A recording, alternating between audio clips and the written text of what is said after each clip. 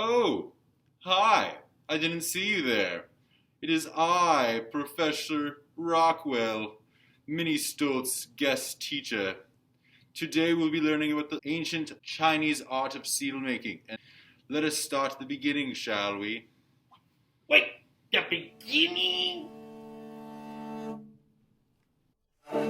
Chinese history has been centered around and between its two great rivers. In the south we have the Yangtze River Valley, and in the north we have the Yellow River.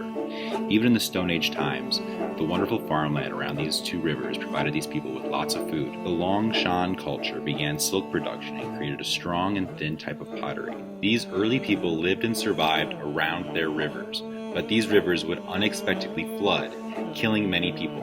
From the Longshan culture, the Zhao dynasty formed and built channels to control the river's flooding waters, which saved lives and increased food production. This control of the waters allowed the first emperors to rule over a great many people. The Zhao dynasty would be conquered by the Shang dynasty. The use of bronze tools during this dynasty advanced culture from the Stone Age to the Bronze Age, and were the first to begin to write down their history. And writing is an important aspect of what are you doing here? Hey guys, I'm writing. Oh, let me get my pencil right there. There we go. Yeah, there. Oh, misspelled that. Let me, time out. Oh, there you go. Okay. Writing is an important part of early cultures. The Shang dynasty would be conquered by the Zhao dynasty. This long-lived dynasty would form a feudal system of 70 independent states who paid taxes to a singular emperor. Over hundreds of years, these states developed their own cultures and identities. When the Zhao dynasty collapsed, these individual states began to fight each other, and this period was known as the Warring Period. That is so boring! Here's the faster version, the mini version. China! Guess who's not gone? China. Oops, China just broke, but while it was breaking, Confucius was figuring out how to have good morals. Hey, China put itself back together again, with good morals as their main philosophy. Actually, they have three main philosophies. Want silk? Now you can buy it from China. They just made a brand new road to the world. Oh, slow it down there, Minnie Stoltz. Before we continue, we should go into detail about the Qin dynasty. There's a lot of interesting information to go over. The Emperor Qin Shi Huang of the Qin dynasty defeated and took the land of all 70 states, becoming the first emperor of China.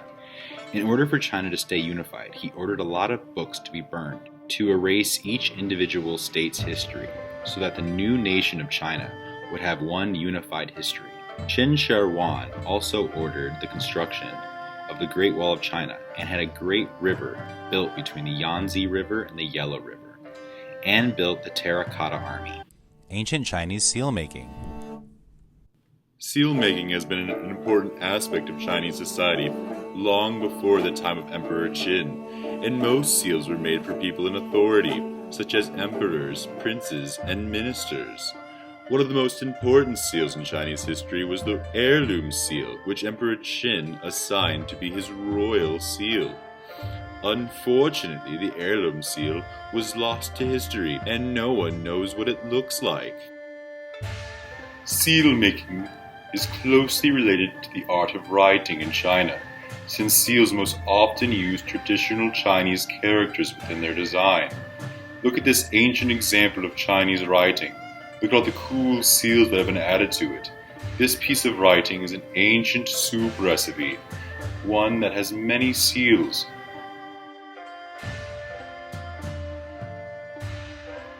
Used in ancient China as a type of signature, people would add these to personal documents, government documents, contracts, art, and items of trade. Look at this teapot, which is considered a piece of art and an item of trade. It has the creator's personal seal on it. This is to allow the buyer of the teapot or any future collector to know who made it. Personal seals often have the owner's family name, their personal name, and sometimes include the name of the owner's town. Is this what you call a Chinese seal? Yeah, I mean, he's a seal in China, but I don't see how he's art other than they keep saying art. I can do that too. Art. When looking at Chinese seals, it is important to keep in mind the concept of negative and positive space. What is negative and positive space, you might be asking? Well, the definition of positive space is the area of a work of art that is important, and the definition of negative space is the area of a work of art that is not important.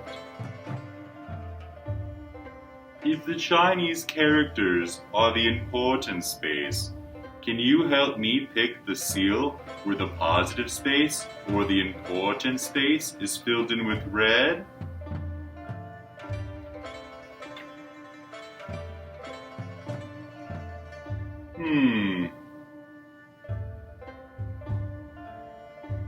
Great job! You're right. It's this one.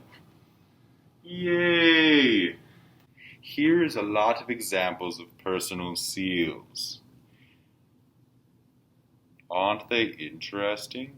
They have such unique patterns, and they're all red. Interesting. Seal making project. Difficulty level easy. Hi class. For this project, you are going to need a pencil and a red coloring implement. This could be a marker, a color pencil, a crayon, or even a red watercolor. For this project, you will be making your own Chinese seal. Seals to the Chinese are a signature, and as a signature, they should represent things that mean something to you or represent you. I want you to think of 4 things that represent you or mean something to you and write them down on a piece of paper. Stop your video and write 4 words that represent you or are things that you enjoy. Welcome back, class. I hope you took enough time to think of 4 things that represent you.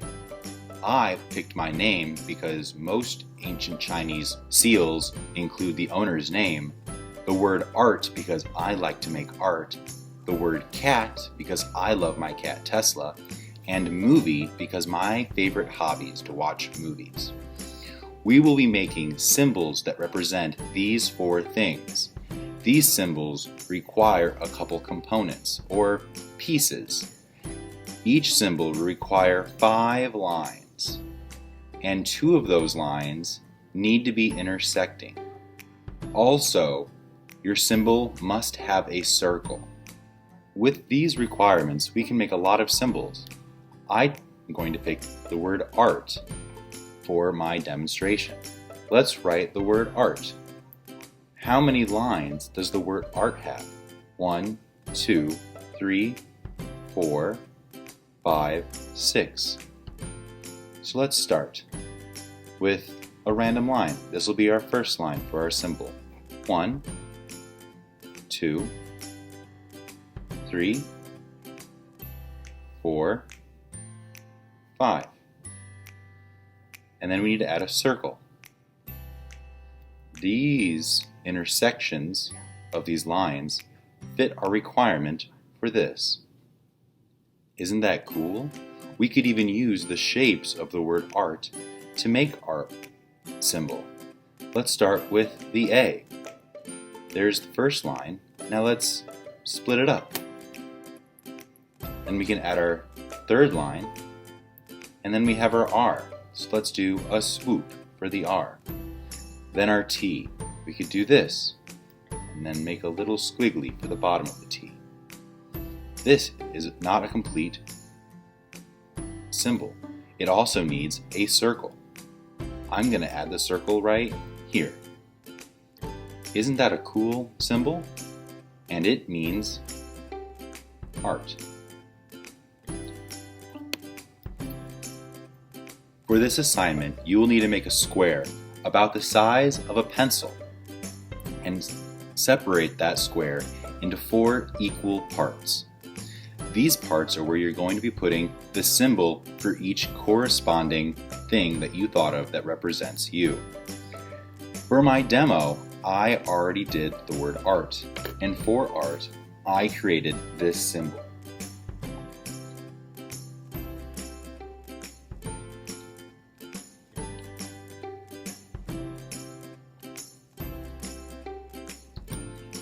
For my assignment, this symbol represents the word art. We can make one symbol that represents Mr. Hughes, my name. It could be something like this.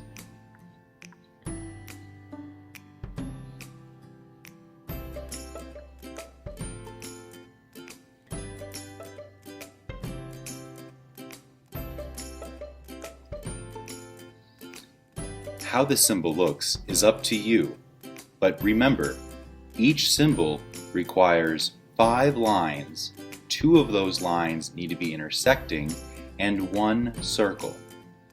I will do an example for my word cat that uses the very minimum of those requirements. So 1 line, 2 lines, 3 lines, 2 intersecting lines, and a circle. For me, this symbol represents cat. For the last part of this project, you will need to write a sentence about each of the 4 words that you selected to represent yourself. Grammar and spelling do not matter. All that matters is that you write a sentence for each of these words. Difficulty level medium. Alright, for this part of the project, you will need a pencil, a red writing implement, either a crayon or marker. You will need to think of 4 things that represent you. I chose my name, the word art, football, and apple. Again, like the last project, you have a minimum requirement for all symbols. You need 5 lines, 2 that intersect, and a circle. This project is a little different though. For example, you'll be using already made symbols and then breaking them down and manipulating their shapes and lines to make your symbols. So I'm going to use the example of football. Here is a symbol for a football. Can we agree? Now this symbol has 1, 2, 3, 4, 5, 6, 7, 8 lines in it. So I'm going to move these lines around to make a new symbol. So let's say I do this, and then I'm going to add those lines. That's one way you can do it, but we're also missing our circle, so we'll add the circle right here. We can take this a step further and manipulate it even more, or move the pieces around even more. So let's try this.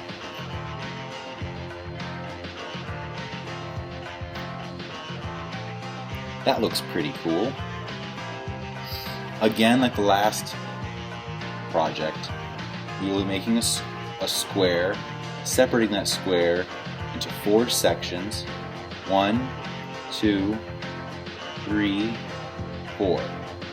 And making a symbol for each of these. The thing that makes this more challenging is that I want to see you find a symbol for each of these words that you selected and the process of you manipulating them. For the last part of this project, just like the one before it, you will need to write about why you selected these 4 words to represent you. Final product example.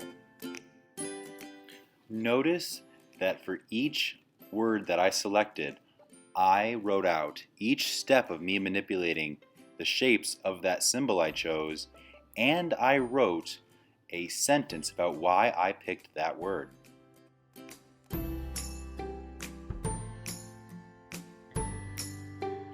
Difficulty level, hard. Just like the projects before, you'll need to think of 4 words that represent you. You'll be making a box with 4 sections.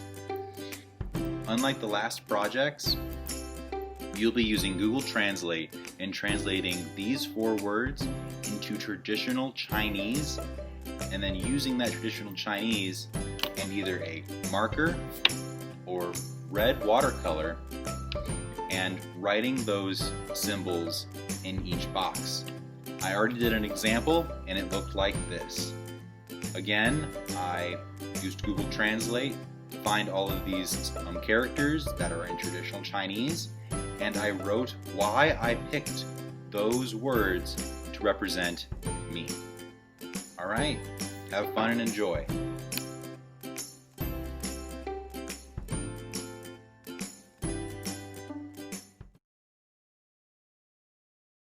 Okay guys, here's how you use Google Translate. All you gotta do is go to Google Translate, and then you can translate it to Chinese. So here is the word. So you type in like happy, and then that's a symbol. Or you can type in funny, like me, and that's a symbol.